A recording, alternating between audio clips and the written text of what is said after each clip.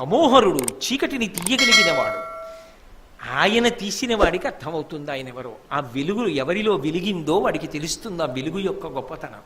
వెలగని వాడికి నీకేం తెలుస్తుందా? ఆయన కన్నా దూరంగా ఉండేవాడు లేడు. వైకుంఠంలో ఉన్నాడంటారా? నిజమే. అది ఎక్కడ? ఏమో ఎంత దూరం. ఆయన కన్నా దూరంగా ఉన్నవాడు లేడు, ఆయన కన్నా దగ్గరగా ఉన్నవాడు లేడు. మా ఆవిడ కూడా నీ సభలోకి వచ్చాక ఎక్కడో కూర్చుంది, కానీ ఆయన మాత్రం ఇక్కడే ఉన్నాడు. నీవారస్సూకవత్తన్వీ పీతాభాస్వత్యనూపమా. నేను పడుకున్నా, లేచినా, తిరిగినా, తిన్నా, ఏం చేస్తున్నా ఆయన ఇక్కడే ఉన్నాడు. ఆయన కన్నా దగ్గరగా ఉన్నవాడు లేడు, ఆయన కన్నా వృద్ధుడు లేడు. ఎప్పుడు పుట్టాడో, పుట్టడం ఏమిటి అసలు? పుట్టకే లేదు. సనాతనుడు. నిత్యాయ త్రిగుణాత్మనే పురజితే కాత్యాయని శ్రేయసే సత్యాయ ఆద్య కుటుంబినే మునిమన ప్రత్యక్ష చిన్మూర్తయే అంటారు శంకర భగవత్పాదులు శివానంద లహరిలో. ఎప్పటివాడు? అనాదినిధనుడు. ఆయనే అన్నాడుగా భీష్ముడు. ఎప్పటివాడు కాబట్టి ఆయన కన్నా వృద్ధుడు లేడు. వృద్ధుడు అందామంటే వృద్ధాప్యం వచ్చి జుట్టు నిలిచిందా? యవనం తగ్గిపోయిందా? వయసు ఏమైనా తెలుస్తోందా? పుట్టినవాడు పోని కర్మ చేసి పుడుతున్నాడా? తనంత తాను అవతారములు తీసుకుంటున్నాడు. నిత్య యవ్వనుడు. ఆయన కన్నా యవనంలో ఉన్నవాడెవడు? కాబట్టి కాలాతీతుడు. ఆయన కన్నా యవనంలో ఉన్నవాడు లేడు, ఆయన కన్నా వృద్ధుడు లేడు, ఆయన కన్నా దూరంగా ఉన్నవాడు లేడు, ఆయన కన్నా దగ్గరగా ఉన్నవాడు లేడు, ఆయన కన్నా వృద్ధుడు లేడు, ఆయన కన్నా యువకుడు లేడు. ఇన్ని పరస్పర విరుద్ధమైనటువంటి విషయములు భగవంతుని యందు అన్వయమవుతాయి. అందుకే భగవంతుణ్ణి ఒకడు నింద చేశాడనుకోండి, నిందని నిందగా చూసి కొందరు బాధపడతారు. అసలు నింద చేయడానికి వాడి భాష ఎలా సరిపోతుందంటే అది స్తోత్రం అంటాడు భక్తుడు. అందుకే నింద భగవంతునికి అన్వయం చేయడం కష్టం భాష చేత. ఏ భాష పరమేశ్వర ముఖంగా వచ్చిందో ఆ భాష పరమేశ్వరుడి దగ్గరికి వెళ్ళేటప్పటికీ ఆయనని స్తోత్రం చేయడానికి, నిందించడానికి సరిపోదు. అది సాధ్యం కాదు. ఎందుకంటే యతో వాచో నివర్తంతే అప్రాప్య మనసా సహా అంటుంది ఉపనిషత్తు. ఆయన చేత ప్రకాశించే మనసు ఆయన్ని ఎలా పట్టుకుంటుంది? ఆయన యందు లయమైపోతుంది అంతే. ఆయన నుండి వచ్చిన భాష ఆయన గురించి ఎలా చెప్పగలదు? ఆయన గురించి చెప్పలేదు, కొంతవరకు ఉపయోగపడుతుంది. అందుకే అది నింద అంటే శిశుపాలుడి కళ్ళజోడులో చూస్తే నింద, భీష్మాచార్యుల వారి కళ్ళజోడు పెట్టుకుంటే అది స్తోత్రం. మీరు ఎలా అయినా చూడండి, ఏ పాదమైనా పద్యంలో అలాగే అన్వయం. అందుకే ఈతని వృద్ధిని ఎరిగి పూజించితే వసుదేవుడుండంగ వసుమతీశ, ఋత్విజుండని విచారించి పూజించితే ద్వైపాయనుండుండ ధర్మయుక్తి. ఇతను చాలా గొప్ప ఋత్విక్, ఎన్ని యజ్ఞములు చేయించాడో, ఎన్ని యాగములు చేయించాడో అంటావా? కృష్ణద్వైపాయనుడు వ్యాసుడు ఉన్నాడు కదా ఆ సభలో. వ్యాసుడు సాక్షాత్ వేదములను విభాగము చేసినవాడు. ఆయన కన్నా గొప్పగా వేదం తెలుసున్నవాడా? ఆయన కన్నా వేదం చదువుకున్నవాడా? ఆయన కన్నా యజ్ఞం చేయించినవాడా? ఏ విధంగా వ్యాసుడి కన్నా గొప్పవాడు? నింద. శిశుపాలుడి కళ్ళజోడు, భీష్ముడి కళ్ళజోడు పెట్టుకోండి. ఎవరా వ్యాసుడు? వ్యాసో నారాయణ స్వయం. ఆ నారాయణుడు వ్యాసుడిగా వస్తూ ఉంటాడు. మీరు వ్యాస భగవానుడి చరిత్ర మొట్టమొదట్లో విన్నప్పుడు విన్నారుగా. అసలు ఉన్నవాడు నారాయణుడే. ఆయనే ప్రతి యుగంలో జీవుల యొక్క ఆయుర్దాయాన్ని దృష్టిలో పెట్టుకుని వేద విభాగం చేయడానికి వ్యాసుడన్న పదవిలోకి వస్తూ ఉంటాడు. అంటే మూలతత్వం నారాయణుడేనా? ఆ నారాయణుడేనా ఇక్కడికి వచ్చి వ్యాసుడిగా నిలబడ్డాడు? ఆయనలో ఉన్న ఒక తేజస్సులోని అంశ వ్యాసుడిగా నిలబడింది. అయినప్పుడు వ్యాసుని కన్నా నిజానికి గొప్పవాడేవాడు. ఆ వేదములన్నీ ఎవరి ముఖంలోంచి వచ్చాయి? ఆయన ముఖంలోంచి వచ్చాయి. ఆయన ఊపిరి వేదం. ఆ వేదమును విభాగం చేసిన వాడు వ్యాసుడు. అప్పుడు వ్యాసుడా? వ్యాసుడి కన్నా ఆయన గొప్పవాడా? కృష్ణుడు గొప్పవాడా? కృష్ణుడే గొప్పవాడు. మీరు ఈ కళ్ళజోడు ఎట్టుకుంటే ఇది, ఆ కళ్ళజోడు ఎట్టుకుంటే అది. నేను ఎందుకు మనవి చేస్తున్నానంటే శిశుపాలుడు నింద చేయలేదని సమర్థించడానికి కాదు, భగవంతుణ్ణి నింద చేయడానికి భాష సరిపోదని చెప్పడానికి. అందుకే ఋత్విజుండని విచారించి పూజించితే ద్వైపాయనుండుండ ధర్మయుక్తి, ఆచార్యుడని వినయమున పూజించితే కృతమతుల్ ద్రోణుండు కృపుడునుండా. ఆయన ఏమైనా గురువు గారిని పూజ చేస్తావా? నీ గురువుగారు ద్రోణాచార్యుడు అక్కడే ఉన్నాడు కదయా. ద్రోణుడి కన్నా ముందు నీకు పాఠం చెప్పిన కృపాచార్యులు వారు సభలో ఉన్నారు కదయా. నీకు పాఠం చెప్పిన గురువుగారులు మహానుభావులు ద్రోణాచార్యుడు కృపాచార్యుడు సభలో ఉండగా అంతకన్నా గొప్పవాడా? నీకేమన్నా గురువా? దీనికి పూజ చేస్తున్నావు కృష్ణుణ్ణి. శిశుపాలుడి కళ్ళజోడు, భీష్ముడి కళ్ళజోడు పెట్టుకోండి. ఆయన కృష్ణం వందే జగద్గురుం ఆయన ఆచార్యులకు ఆచార్యుడు. ప్రస్థానత్రయంలో ఒకటైనటువంటి భగవద్గీతని కురుక్షేత్ర సంగ్రామ భూమి యందు లోకానికి ఉపదేశం చేసినవాడు. కటిక చీకటి అంటే అజ్ఞానం. కటిక చీకటిని తొలగించగలిగిన వాడెవరు అంటే 1 సూర్యుడు, 2 చంద్రుడు, 3 దీపం. అజ్ఞానం అనేటటువంటి కటిక చీకటిని తొలగించగలిగిన వాడు మాత్రం గురువు ఒక్కడే. అటువంటి అజ్ఞానము బాగా ఎప్పుడు పట్టి ఉంటుందో అప్పుడు కృష్ణావతారం వచ్చింది. మీరు చూడండి, ఒక్క మనుష్యులకు కాదు ఆ చీకటి.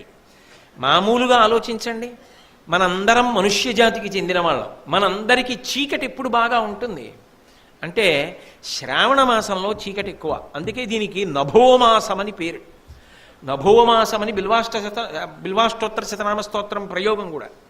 నభోమాసం అని ఎందుకంటారంటే ఆకాశమునందు తారకల యొక్క ప్రకాశము, చంద్రప్రకాశము చాలా ఎక్కువ కనపడదు, నల్లటి మబ్బులు కప్పేస్తాయి. అందువల్ల చీకటి ఎక్కువ ఉంటుంది, ప్రకాశవంతమైన వాటిని అన్నిటినీ కూడా కప్పుతుంది. 2 శుక్లపక్షం గొప్పదా కృష్ణపక్షం గొప్పదా? చీకటికి కృష్ణపక్షం గొప్పది. మళ్ళీ ఆ కృష్ణపక్షంలో రాత్రిలో అర్ధరాత్రిలో మధ్యతిది అష్టమి. ఆ అష్టమి నాటి అర్ధరాత్రి ఎంత చీకటి మనుష్యులకు. ఇక దేవతలకంటారా దక్షిణాయనం చీకటి. చీకటైన దక్షిణాయనంలో కటిక చీకటి వాళ్ళకి అష్టమి, కృష్ణపక్షంలో మధ్యతిది. పితృదేవతలకు కృష్ణపక్షం చీకటి, శుక్లపక్షం పగలవు. పితృదేవతలకందరికీ చీకటి. లోకములో మనకి కాదు చీకటి, దేవతలకు చీకటి, పితృదేవతలకు చీకటి, దేవతలకు చీకటి, మనుష్యులకు చీకటి, అందరికీ కటిక చీకటి. అటువంటి కటిక చీకట్లో అర్ధరాత్రి వేళ కారాగారంలో జలధరదేహు నాజాను చతుర్బాహు సరసీరుహక్షు విశాలవక్షు జారుగదా శంఖచక్ర పద్మ విలాసు కంఠ కౌస్తుభమణి కాంతిభాను కమనీయ కటిసూత్ర కంకణ కేయూర శ్రీవత్సలంచనంచిత విహారు మరుకుండల ప్రభాయుత కుంతలలనాటు వైఢూర్య మణిగణ వరకిరీటు బాలు పూర్ణేందు రుచిజాలు భక్త లోకపాలు సుగుణాలవాలు కృపావిశాలు చూచి తిలకించి పులకించి చోద్యమంది ఉబ్బి చెలరేగి వసుదేవుడు ఉత్సహించే అని భాగవతం దశమస్కంధం. అర్ధరాత్రి వేళ ఆ చీకట్లో సహస్ర సూర్యుల పగిది 4 బాహువులతో పీతాంబరంతో కౌస్తుభమణితో వనమాలతో ఆయన అవతార స్వీకారం చేశాడు పరిపూర్ణావతారంగా. ఎవరు కన్నారో ఆ తల్లిదండ్రులు స్తోత్రం చేశారు దేవకీ వసుదేవులు. అంత అర్ధరాత్రి వచ్చాడు అన్న మాటకు అర్థం ఏంటంటే అందరి యొక్క అజ్ఞానమన్న చీకటిని తొలగించడానికి వచ్చాను. అందుకే జగదాచార్యుడిగా భగవద్గీతనిచ్చాడు. కుచేలోపాఖ్యానంలో అంటాడు, నేను సైతము కర్మాచరణము చేయు పగిది అంటాడు. ఆయన ఏ కర్మ చెయ్యక్కర్లా, కానీ లోకానికి మార్గం చూపించడానికి కర్మ చేసి చూపించాడు. అంతటి మహితాత్ముడు. గురువు దగ్గర చదువుకోకపోతే ఆ చదువు సార్థక్యం పొందదు అని చెప్పడానికి సాందీపని మహర్షి దగ్గరికి వెళ్ళి చదువుకున్నాడు. ఆచార్యులకు ఆచార్యుడెవరు అంటే కృష్ణ భగవానుడు. అందుకే ఆయన్ని జగదాచార్యుడు, జగద్గురు శబ్దం చేత పిలుస్తారు. అటువంటి జగద్గురువై సమస్త లోకముల అజ్ఞానాన్ని పోగొట్టగలిగినటువంటి కృష్ణ భగవానుడి యొక్క అనుగ్రహ విశేషము చేత ద్రోణాచార్య, కృపాచార్యాదులు ప్రకాశించారు. గురువులకు గురువై జగద్గురువైనటువంటి కృష్ణుడు గొప్ప, వాళ్లతో పోల్చినప్పుడు ద్రోణ కృపాచార్యుల వారు గొప్ప. భీష్ముడి కళ్ళజోడులోంచి చూసినప్పుడు ఆయనే గొప్ప. ఈ పద్యం విని పొంగిపోవడానికి అవకాశం ఉంది. అందుకే భగవన్ నిందకు భాష చాలదు. అలాగే భూనాథుడనియడు బుద్ధి పూజించితే యాదవుల్ రాజులే అవని మీద. యాదవులకు రాజ్యాధికారం లేదు. మీరు శర్మిష్ఠ దేవయాని ఆ ఆఖ్యానంలో ఆదిపర్వంలో విన్నారు ఇంత పూర్వం. యాదవులకు రాజ్యాధికారం లేదు. లేనప్పుడు యాదవులలో ప్రభవించినటువంటి కృష్ణ పరమాత్మకి రాజ్యాధికారం లేదు. రాజ్యాధికారం లేదు కాబట్టి రాజు కాడు. రాజు కానివాడు విష్ణువాంశ పొందినవాడు కాడు. నా విష్ణు పృథివీపతి మహారాజుగా ఉన్నాడు అంటే విష్ణువు యొక్క అంశ ప్రవేశించింది, అందుకని పూజార్హుడు. ఇక్కడ ఇంతమంది రాజులు ఉన్నారు అంటే వీళ్ళందరూ విష్ణువాంశ పొందినవారు. వీళ్ళకి లేని పూజ కృష్ణుడికి ఎలా చేస్తావు? రాజు కాడుగా, విష్ణువాంశ లేదుగా, లేనివాడికి పూజార్హత ఎక్కడి నుంచి వచ్చింది? శిశుపాలుడి కళ్ళజోడు, భీష్ముడి కళ్ళజోడు పెట్టుకోండి. వాళ్ళు విష్ణువు యొక్క అంశలున్నవారు, విష్ణువే ఆయన. ఇక ఆయనకి కాకపోవడం ఏంటి పూజ? ఈయన అంశం ఒకటి వాళ్ళల్లో కడితే వాళ్ళు పూజ, వాళ్ళందరూ రాజ్య పరిపాలన చేస్తున్నారు. అసలు ఆయన వీళ్ళకి కాదు ఇవ్వడం, దేవతలకు అధిపతి ఈయన ఇంద్రుడికి పదవినిచ్చినవాడు. అందుకే కాదు ఒకనాడు ఇంద్రుడు వర్షం కురిపించడానికి ఇష్టపడక అల్లరి చేస్తే ఏకంగా కొండని చిటికిన వేలి మీద పైకెత్తి గోవర్ధనోద్ధరణం చేసి 7 రాత్రులు 7 పగళ్ళు గోపాలబాలుర్ని గోపకాంతల్ని ఆవుల్ని దూడల్ని కాపాడి బాలుండాడుచునాతపత్రమని సంభావించి పూగుత్తి కెంగేలం దాల్చిన లీలలే నగవుతో కృష్ణుండు తానం మహాశైలమ్మన్ వలకేల తల్చి విపుల ఛత్రమ్ముగా పట్టె తద్భీలాభృత్యుత దుశిలాచకిత గోపీ గోప గోపంతికిన్ అంటారు భాగవతంలో పోతన గారు. కొండని ఎత్తిపట్టి చిటికిన వేలి మీద 7 రోజుల పాటు రాళ్లవాన అంతటినీ కూడా ఆపి వాళ్ళందరినీ కాపాడాడు. ఎందుకు ఆపగలిగాడు?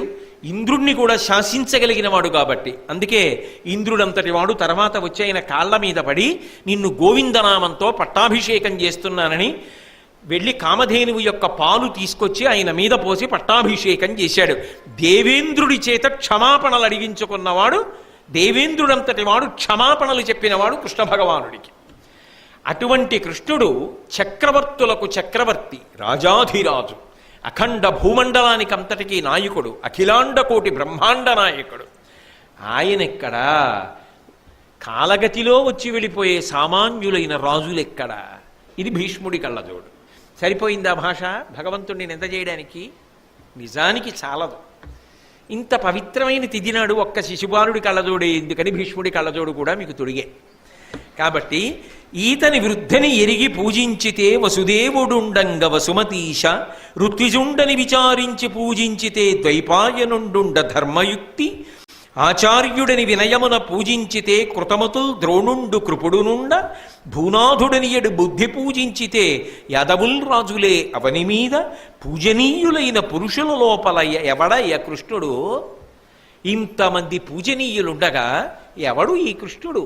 ఆయనకి పూజ చేస్తానంటే బుద్ధి లేని భీష్ముడు నీకు చెప్పి ఉండి ఉండవచ్చుగాక. ధర్మాన్ని విడిచిపెట్టి సభలో చేయకూడని పని చేసి సభకి అవమానం చేస్తావా? వ్యక్తిగత ప్రవర్తన వేరు, సభా గౌరవం వేరు. సభాస్వరూపాన్ని ప్రశ్నిస్తున్నాడు శిశుపాలుడు. కాబట్టి ఇట్టులేల పూజ్యులైన వారి పూజింపనొల్లక భీష్మ పనుపు చేసి బేలవైతి.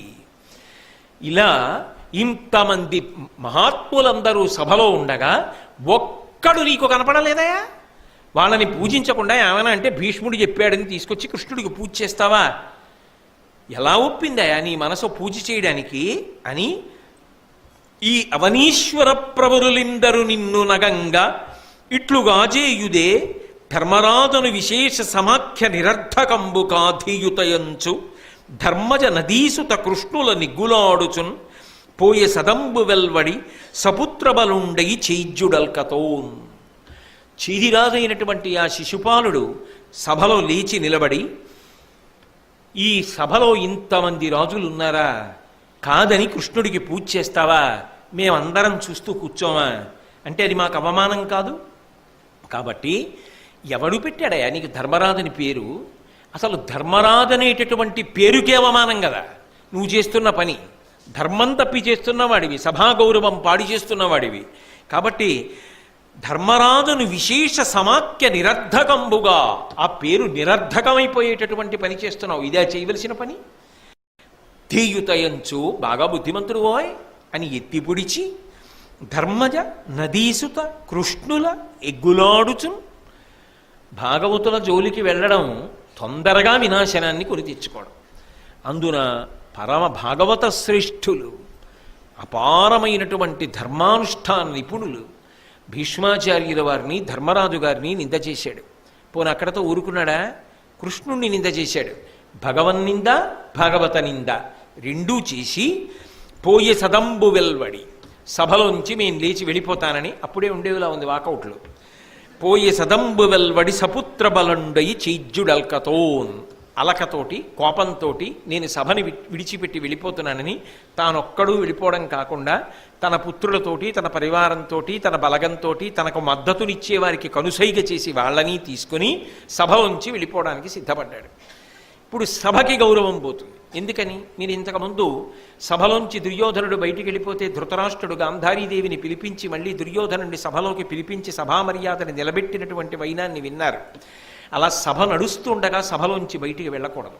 అది తనకి అవమానం కాదు, సభకి అవమానం. సభకి అవమానం చేస్తే సాక్షాత్తు పరమేశ్వరుడికి అవమానం చేసినట్టు. ఎందుకని అంటే నేను చెప్పట్ల యజుర్వేదం చెప్తోంది. సభాభ్య సభాపతిభ్యశ్చ వో నమో నమో. సభ సభాపతి వీళ్ళిద్దరూ శివస్వరూపం అయినప్పుడు సభ నడుస్తుండగా బయటికి వెళ్ళిపోయారనుకోండి, అది సభనంతటినీ పరమశివ స్వరూపాన్ని అవమానం చేసినట్టు. కాబట్టి సభ నడుస్తుండగా బయటికి వెళ్ళకూడదు. అలా వెళ్ళిపోవడం తప్పు కనుక దిద్దాలి. ఎవరు దిద్దాలి? ఎవరు ఈ సభని ఏర్పాటు చేశాడో ఆయన దిద్దాలి. ఎవరు ఏర్పాటు చేశాడు? ధర్మరాజు గారు ఏర్పాటు చేశాడు. ఆయనే సభాపతి.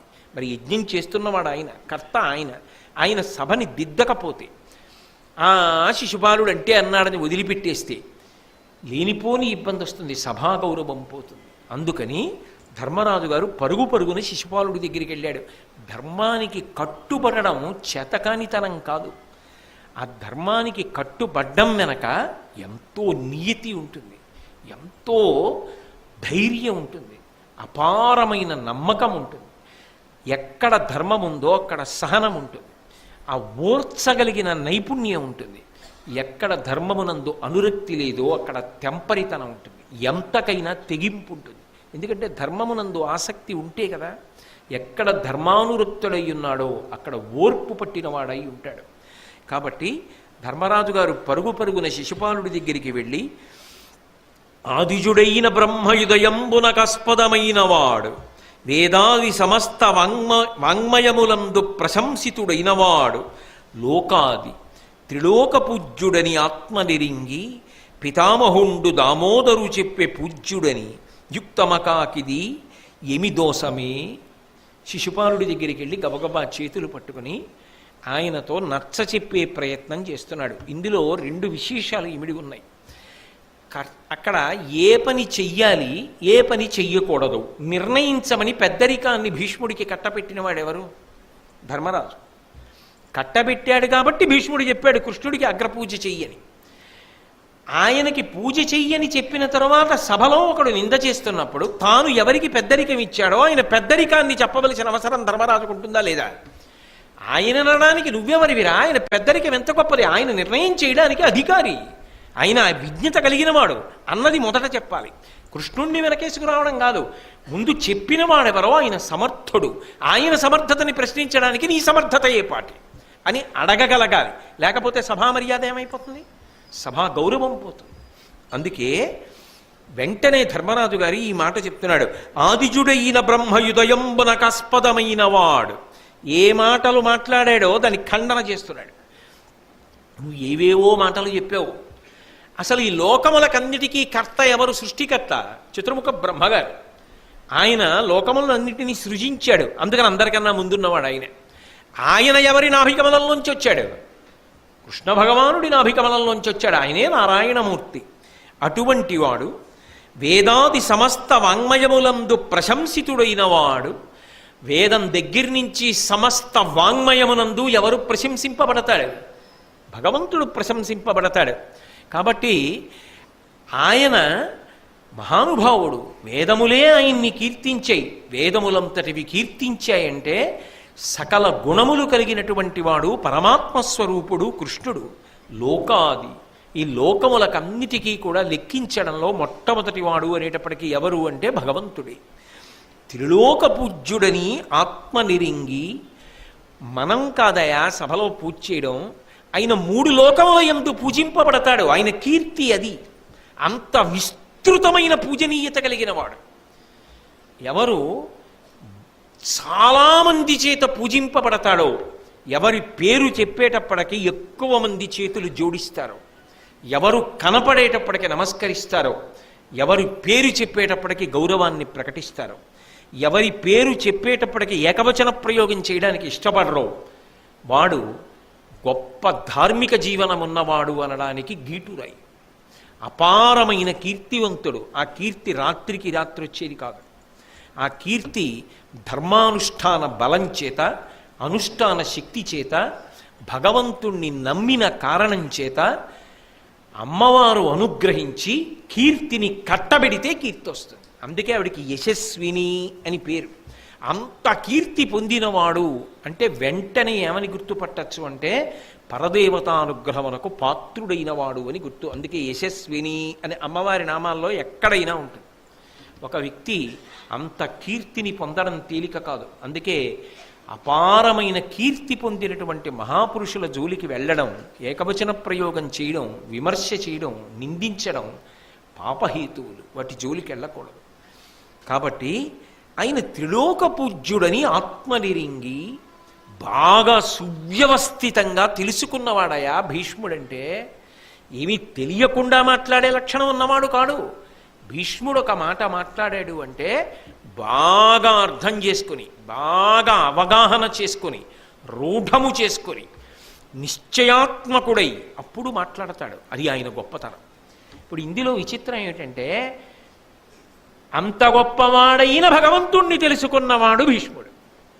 భీష్ముడినా పొగుడుతున్నది, భగవంతుడినా పొగుడుతున్నది. అంటే కొన్ని చాలా చమత్కారంగా ఉంటాయి. భగవంతుణ్ణి కాదు ధర్మరాజు పొగుడుతున్నది. ముందు ఆయన్ని తెలుసుకోవడం గొప్పయా. అదంతా తేలికే విషయం కాదు. ఏదో ఇది ఫ్యాను, ఇది మైకు అని తెలుసుకున్నంత తేలిక కాదు భగవంతుడిని తెలుసుకోవడం. ఆత్మనిరింగి బాగా తెలుసుకున్నవాడయా భీష్ముడు. నీకేం తెలుసు? నువ్వేం తెలుసుకోగలవు? ఏం తెలుసుకోగలవని తెలుసుకోగలిగిన వాడి గురించి మాట్లాడుతున్నావు? తెలిసిన్న వాళ్లే ఎందుకు లేచి మాట్లాడతావు? తప్పు కదా, సాహసం కదా, అది ప్రమాదాన్ని తీసుకొస్తుంది కదా. ఎవరు సభకి మర్యాద పాడు చేస్తున్నవాడు? అసలు అలా మాట్లాడచ్చా? ఇలా లేచి వెళ్ళొచ్చా? ఏమిటి నీ నడవడి? అది ధర్మరాజు గారి వైభవం అంటే అలా ఉంటుంది. అంత గంభీరంగా మాట్లాడతాడు. ఆయన భగవంతుణ్ణి నమ్మిన భాగవతుణ్ణి పొగుడుతున్నాడు. భీష్ముణ్ణి స్తోత్రం చేస్తున్నాడు ధర్మరాజు. భీష్ముణ్ణి నింద చేస్తున్నాడు శిశుపాలుడు. భగవంతుడి దగ్గర అందరు ఇలా అంటారండి, భయానికో భక్తికో. కానీ భగవంతుణ్ణి నమ్ముకు బ్రతకగలిగిన భాగవతుల దగ్గర చేతులు జోడించిన వాడు ఉంటాడే, వాడు ప్రాజ్ఞుడు. వాణ్ణి చూసి పరమేశ్వరుడు సంతోషిస్తాడు. అంతేగాని ఆయన్ని పొగిడి వీడిని తిరిగితే అసహించుకుంటాడు. సహజం కదా లోకంలో అది.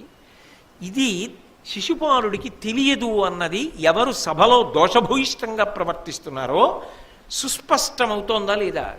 అంటే ఇక్కడ భీష్ముడు ఒక సభలో మాట్లాడేటప్పుడు, పూజార్హుణ్ణి నిర్ణయించేటప్పుడు ఎంత ప్రమాణాన్ని దృష్టిలో పెట్టుకుని ఎంత జాగ్రత్తగా మాట్లాడాడు. ధర్మరాజు ఎంత జాగ్రత్తగా ప్రవర్తిస్తున్నాడో మనకు అర్థమవుతుంది. అసలు గమ్మత్తు ఏమిటంటే, కొన్ని చోట్ల భగవంతుణ్ణి పొగిడిన కన్నా ఎక్కువ పొగడ్త ఎవరికి ఉంటుంది అంటే భాగవతులకు ఉంటుంది. అన్నమాచార్యుల వారు కీర్తన చేశారు, లాలనుచును చేరు లలనలిరుగడలా. ఆ కీర్తన మీరు జాగ్రత్తగా పరిశీలిస్తే అందులో వెంకటేశ్వర స్వామి వారి స్తోత్రం ఏమి ఉండదు. అందులో స్తోత్రం ఎవరినో తెలుసా? వెంకటేశ్వర స్వామి వారి యొక్క ఉయ్యాల ఊపినటువంటి సువాసినుల్ని పొగిడారు.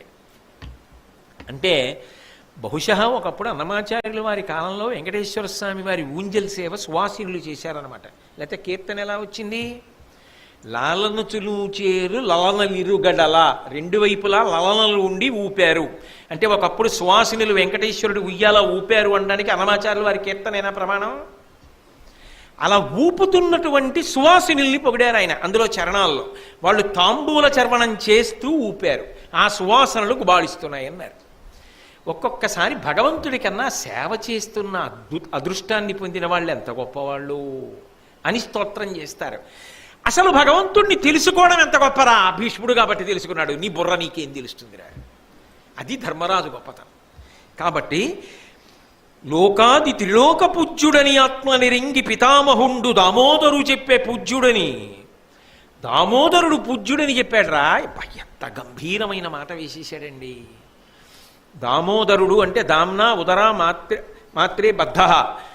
ఒకానొకనాడు ఇంత గొప్పవాడు, లోకములన్నింటి చేత కీర్తింపబడేటటువంటి వాడు, అమాయకురాలు ఏమీ తెలియనటువంటి గొల్లపడుచు యశోద వెంటబడి కట్టేస్తానంది.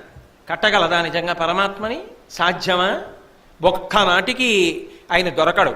చిక్కడు సిరికౌగిటిలో చిక్కడు సనకాది యోగి చెప్తబ్జములం చిక్కడు శృతిలతి కావడి చిక్కెనతడు లీల తల్లి చేతన్ రోలన్. వేదమంత్రములకు దొరకడు. ఆఖరికి లక్ష్మీదేవి కౌగిటికి దొరకడు. బహుకాలంబు తపించి వ్రతముల్ పాటించి కామించి నీ మహనీయోజ్జలపాదరీడు కణ సంస్పర్శాధికారంబు శ్రీ మహిళారత్నము తొల్లి కంచెనిది నేమం బేమియున్ లేక ఈహి నీపాద యుగాహతింబడసెనేడత్యద్భుతం ఈశ్వర అంటారు కాళీయవర్ధనంలో. ఆవిడ అన్ని వ్రతాలు చేసింది. వ్రతముల్ దేవగురు ద్విజన్మభుల సేవల్ దానధర్మాదులన్ గత జన్మంబుల ఈశ్వరున్ హరిజగత్ కళ్యాణు కాంక్షించి చేసితి నేనిన్ వసుదేవనందనుడు నా చిత్తీశుడుగాక నిర్జితులైపోదురుగాక సంకరములో చేదీశ ముఖ్యాధముల్ అని ఒకనాడు రుక్మిణీదేవిగా ఉపాసన చేసింది. అనగా ఆదిలక్ష్మి అయిన రుక్మిణితోడ క్రీడ సల్పుచున్న కృష్ణు చూచి పట్టణంబులోని ప్రజలుల్లసిల్లిరి ప్రీతులగుచు ముక్తభీతులగుచు. ఆ మహాలక్ష్మియే రుక్మిణీదేవిగా వచ్చింది. ఆవిడ అంత ఉపాసన చేసి ఆయన దగ్గర స్వాతంత్ర్యాన్ని సంపాదించింది. అటువంటి తల్లి లక్ష్మీదేవి అంతటిది ఆయనని సేవిస్తుంది. అటువంటి వాడు లక్ష్మీదేవి కౌగిటికి చిక్కనివాడు, సనకాది మహర్షులు జ్ఞానుల యొక్క హృదయములలో చిక్కుబడనివాడు, వేదమంత్రములకు దొరకనివాడు ఒక గొల్లపొడుచు యొక్క చేతికి దొరికిపోయి కట్టించుకున్నాడు. కట్టేస్తే ఆ రోలు వరకు లాగడంలో లోకములు ఏడిస్తే కళ్ళు తురవగలిగిన వాడు తన కట్లు తాను విప్పుకోలేని వాళ్ళ దొంగేడు పేడిస్తే అందరి భయాలు పోగొట్టగలిగిన వాడు తాను భయపడిపోయినట్టుగా నటిస్తే ఏడుపు తెలియని వాడు ఏడిచి తల్లికి చూపించి సంతోష పెడితే కుంతీదేవి తెల్లబోయి, ఏమయ్యా కృష్ణ, భయానికి నీ దొంగ భయం చూసి భయం వేసింది అంది. అలా దొంగ భయాన్ని చూపించినవాడు ఒకనాడు తల్లి కట్టడానికి వస్తే స్తంభాదికంబులు తనకయడ్డంబైన అట్టట్టునని పట్టు అనివీని ఈ తప్పు సైరింపు ఇంగతొంగలబోదు నేనని మునిముట్ట నెచ్చువాని కాటుక కరయంగ కన్నులు నిలుముచు వెడలు కన్నీటితో వగయువాని ఏ దశ వచ్చునో ఇదియని పలుమార్లు సురుగుచు క్రీగంట చూచువాని గుడబారి పట్టుకొని వెరపుచు చిన్ని వెన్న దొంగ చిక్కెననుచు కొట్ట చేతులాడక పూబోడి కరుణతోడబాలు కట్టదలచే. చిత్రం ఏంటంటే వెర్రపుచ్చు లోకములన్నిటినీ ఇలా వేలు చూపించగలిగిన వాడికి ఇలా వేలు చూపించింది యశోద. సాధ్యమే ఓ గొల్లపొడుచుకి? ఇలా చూపిస్తే ఆయన ఇలా నోరు మూసుకొని అమ్మ కొట్టకమ్మ కొట్టకమ్మ కొట్టకమ్మ అని వెనక్కి వెళ్ళాడు. వెర్రపుచ్చు కొట్టజాలక ఎందుకో కొట్టలేకపోయింది. ఈతడకిలంబునకు ఈశ్వరుండై సకల భూతములలో ఉన్నత పొగలువాడు ఇంటాడు అన్నమాచార్యుల వారు. అన్ని భూతములలో ఉండి సర్వేశ్వరుడై నిలబడగలిగినటువంటి పరమాత్మని కట్టి కొట్టేస్తానంది గొల్లపడచ్చు. ఆయన భయపడిపోయిన వాళ్ళే నటించాడు. అప్పుడు ఆ రోలు లాగడంలో తాడు ఒరుసుకుపోయి మచ్చలేని పరమాత్మ యొక్క నడుం మీద మచ్చబడింది. అదే పనిగా పంచకట్టుకుంటే పంచకట్టుకున్న చోట మచ్చబడదు, అలా తాడు కట్టేస్తే నీకు మచ్చ వచ్చింది. లోకంలో కొంతమందికి మచ్చొస్తే అది వాళ్ళ కీర్తికి పరాకాష్ఠ. ఎందుకో తెలుసా? పరమశివుడికి తెల్లగా ఉంటాడు, శితవపుహు అని పేరు. ఆయన కంఠానికి నల్లటి మచ్చ వచ్చింది అంటే ఆయన జీవితంలో మచ్చ ఉందంటారా? లోకాల కోసం గరళకంఠుడై శ్రీకంఠుడై హాలాహలాన్ని తాగి తెల్లటి కంఠాన్ని నల్లగా మార్చుకున్నాడు. మహాత్ముల జీవితాలకి మచ్చ తెద్దామని ప్రయత్నం చేస్తే వాళ్ళకి మచ్చలా వచ్చింది కూడా వాళ్ళ కీర్తికి కారణమవుతుంది తప్ప వాళ్ళకి కీర్తి మాయదు. శ్రీ మహావిష్ణువు కృష్ణ భగవానుడిగా వచ్చే తాడు వేసి అమ్మ కట్టడానికి ప్రయత్నిస్తే రోటి వరకు ఆయన ఆ చెట్ల వరకు రోటిని లాగితే ఒరుసుకుని తాడు నడువుకి మచ్చబడితే అయ్యయ్యో ఏమీ తెలియనటువంటి గొల్లపడుచు అమ్మగా నిలబడినందుకు ఇంత లొంగిపోయావా, దామోదరుడు అని పేరు తెచ్చుకున్నాడు.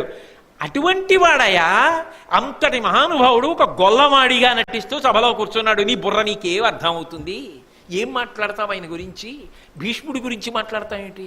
ఆయన ఒక్కడే పట్టగలిగిన వాడు, ప్రాజ్ఞుడు. అందుకు చెప్పాడు కృష్ణుడిని పూజ చేయమని. నీకేం తెలిసని మాట్లాడుతున్నావు? దామోదరు ఆ ఒక్క మాటలో వేశాడంతే మహానుభావుడు ధర్మరాజు. కాబట్టి పితామహుండు దామోదరు చెప్పే పూజ్యుడని. ఆయన కన్నా పూజనీయుడెవరయా? లోకంలో చాలా గొప్పవాళ్ళు ఉండొచ్చు, ఎవరికి పనికి మేలినవాడు, ఎవరికి గొప్పవాడు? ఎవరికైనా లొంగిపోయినవాడు, ప్రేమకి లొంగిపోగలిగిన వాడైతే వాడు గొప్పవాడు. ఆయన కన్నా లొంగిపోయేవాడు లేడనడానికి ఆయన దామోదరుడు అన్నది సత్యం. ఆయన కన్నా గొప్పవాడు లేడనడానికి అంతటా వ్యాపకత్వం ఉండడం ఆయన యొక్క గొప్పతనం. అత్యధిష్టదశాంగుళం, ఈ బ్రహ్మాండములన్నీ ఎంతవరకు ఉన్నాయో అంతకన్నా 10 అంగుళముల పై వరకు ఆయన వ్యాప్తి చెంది ఉన్నాడు. క్షీరోధన్వత్ ప్రదేశేషు చమణి విలసత్సైకతే మౌక్తికానాం మాలా క్లుప్తా సనస్త స్ఫటికమణి నిభైర్మౌక్తికైర్మండితాంగ శుభ్రైరభ్రైరుపరివిశతైర్ముక్త పీయూషవర్షై ఆనందీన పునీయాత్ తడిన గదా శంకపాణిర్ముకుంద భూః పాదౌ యస్య నాభిర్మీరసురనిలచంద్ర సూర్యౌ చ నేత్రే కర్ణావాసా శిరోద్యౌ ముఖమవిదహనో యస్య వాస్తేయమబ్ధి అంతస్తం యస్య విశ్వం సురనర ఖగగో భోగి గంధర్వదైత్యై చిత్రం రమ్యతే తం త్రిభువన వపుషం విష్ణుమీశం నమామి అని రోజు విష్ణు సహస్రానికి ముందు పీఠికలో తెరవట్లా. అలా పెరిగిపోయినటువంటి పరమాత్మ అంతటి వ్యాపకత్వం ఉన్నవాడు, అంతటి వ్యాపకత్వం ఉన్నవాడు. నేను అమ్మననుకుని కట్టేద్దాం అనుకుంటే ఆ ప్రేమకి లొంగిపోయి ఇంత బుడతడై చిన్ని కృష్ణుడై నడువుకి తాడేసి కట్టించుకున్నవాడు. ఆ తత్వాన్ని పట్టుకోవడం అది జీర్ణమైన వాళ్ళకి తెలుస్తుంది, అనుభవమైన వాళ్ళకి తెలుస్తుంది. నీకేం తెలుస్తుంది భగవంతుడి గురించి? మనసంతా కల్మషం ఉన్నవాడివి, నీకెలా భగవంతుడు అర్థమవుతాడు? అర్థమైనట్లు నటించి మాట్లాడతావేమిటి? కృష్ణుడు అర్హుడు కాడంటావేమిటి? యుక్తమకాకిది ఏమి దోషమే? ఏమిటా భీష్ముడు చెప్పింది దాంట్లో తప్పు? నీకేం తెలుసని మాట్లాడుతున్నావు? తెలియకుండా మాట్లాడచ్చా? అలా మాట్లాడకూడదు, చాలా దోషం సుమా. నీ హద్దులో నువ్వుండు. పరమార్థ ప్రతిభన్ తమోహరు నచ్చుతున్ భీష్ముడెరిగినట్లెరుగంగా నీకరిది శిశుపాల పెద్దల చరితం బల్పులకు ఎరుగ శక్యమయందున్. వాత పెడుతున్నాడు ధర్మరాజు. ఇది భారతం ఎందుకు చదువుకుంటామంటే లోకములకు ఎప్పటికీ ఇది పాఠమే. పరమార్థ ప్రతిభన్, అసలు ఆ పరమార్థ దర్శన తత్వ ప్రతిభ కలిగినటువంటి వాళ్ళు ఎవరో ఒక్కళ్ళుంటారు కోటాను కోట్ల మందిలో. భగవంతుని యొక్క ప్రజ్ఞా విశేషాన్ని, ఆ విభూతిని పట్టుకొని ఆ భగవంతుడు రాశీభూతమయ్యాడు. ఇక్కడ ఆనంద ఘనమై ఒక శరీరంలా తిరుగుతున్నాడని చెప్పాలంటే వాడు ఎంతటి ప్రజ్ఞావంతుడు కావాలి. భారతంలో ఆదిపర్వం నుంచి ఇప్పటి వరకు కృష్ణుడి గురించి భీష్ముడిలా చెప్పినవాడు లేడు. అంటే భీష్ముడు ఎంత ప్రజ్ఞాశాలి, ఎంత అనుష్ఠాన తత్పరుడు, ఎంత పరమార్థ వివేచన కలిగినవాడు. అటువంటి వాడు కనుక ఆయన చెప్పగలిగాడు. అంతేకాని తమోహరు నచ్చుతున్నంటాడు. అందుకే చీకటిని పోగొట్టగలిగిన వాడు. మీరు చూడండి, అర్ధరాత్రి వేళ ఆయన ఆవిర్భవించాడు కృష్ణ పరమాత్మ శ్రావణ మాసంలో. అంటే చీకటిని తొలగిస్తాను, అజ్ఞానమనే చీకటిని పోగొట్టి గురువుగా వస్తున్నానని చెప్పడానికి చీకట్లో వస్తాడు. శ్రావణ మాసం నుంచి మళ్ళీ 6 నెలలు లెక్కెట్టండి. భాద్రపదము, ఆశ్వీజము, కార్తీకము, మార్గశిరము, పుష్యము, మాఘము. మళ్ళీ మాఘమాసం వచ్చేటప్పటికి కృష్ణపక్ష చతుర్దశి అర్ధరాత్రి వేళ మళ్ళీ ఏది ఆవిర్భవిస్తుంది? జ్యోతిర్లింగం. ఆపాతాళ నభస్థలంత భవన బ్రహ్మాండమా విస్ఫురత్ జ్యోతిస్పాటిక లింగమౌళి విలసత్పూర్ణేందువంతామృతై హస్తౌకప్లుతమేకమీశమనిశం రుద్రాను వాకాన్ జపం ధ్యాయే తిప్సిత సిద్ధయే ధ్రువపదం విప్రోభిషించేత్యవం బ్రహ్మాండ వ్యాప్త దేహా భసిత హిమరుచాభాసమానా భుజంగై కంఠే కాళాః కపర్దాః కలిత శశికలశ్చండ కోదండహస్తాః త్రిక్షా రుద్రాక్షమాలా సులలిత వపుషః శాంభవా మూర్తిభేదాః రుద్రాశ్రీ రుద్రసూక్త ప్రకటిత విభవాన ప్రయచ్చస్తు సౌఖ్యం. బ్రహ్మాండ వ్యాప్త దేహ, శివకేశవుల మధ్య అభేదం లేకుండా ధూర్జటికి దర్శనమైంది. సువర్ణముఖరీ నదిలో స్నానం చేసి శివా నువ్వు ఎవరో నాకు ఎలా తెలుస్తావు అన్నాడు. అనుగ్రహించాడు. ఉదయగ్రావము పానవట్టము అభిషేకో తత్ప్రవాహంబు వార్ధి ధరిధ్వాంతము ధూపధూమము జ్వలద్దీప ప్రభారాశి కౌముది తారానివహంబులద్భుత సుమంబులుగా తమోదూత సఖ్యదమై సీత గభస్తి బింబ శివలింగం బొప్పె ప్రాచీదిశన్ అని చెప్పుకున్నాడు. ఈ బ్రహ్మాండమంతా కలిపి గుడ్డు ఒక శివలింగంగా కనపడింది. శివకేశవుల మధ్య అభేదతత్వం. కాబట్టి అటువంటి పరమాత్మ తత్వాన్ని దర్శనం చెయ్యాలంటే ఎవరికి తెలుస్తుంది? కృష్ణాష్టమి అర్ధరాత్రి వేళ వస్తే అష్టమి నాటి అర్ధరాత్రి వేళ, అందుకే తిథి అష్టమి అవడంలో కారణం ఏంటంటే చీకటి యొక్క పటుత్వం. అర్ధరాత్రి వచ్చి జగద్గురువు అయ్యాడు, జ్యోతిస్వరూపంగా వచ్చాడు. మళ్ళీ 6 నెలల తర్వాత అర్ధరాత్రి జ్యోతిర్లింగంగా శివుడు వచ్చాడు. అది జ్ఞానమే, ఇది జ్ఞానమే. ఇద్దరూ జ్ఞానప్రదాతలే, ఇద్దరుగా కనబడుతున్న ఒక్కడే నిజానికి. ఏకస్త్వమేవ బహుదా భవభాసిలోకే నిశంకధీర్ వృషభకేతన మల్లినాథ శ్రీభ్రామరి ప్రియ సుఖాశ్రయ లోకనాథ శ్రీమల్లికార్జున విభో తవ సుప్రభాతం అంటారు ఇప్పటికీ శ్రీశైలంలో. కాబట్టి అటువంటి పరమాత్మ జ్యోతిస్వరూపుడు, ఆయన గురువులకు గురువు.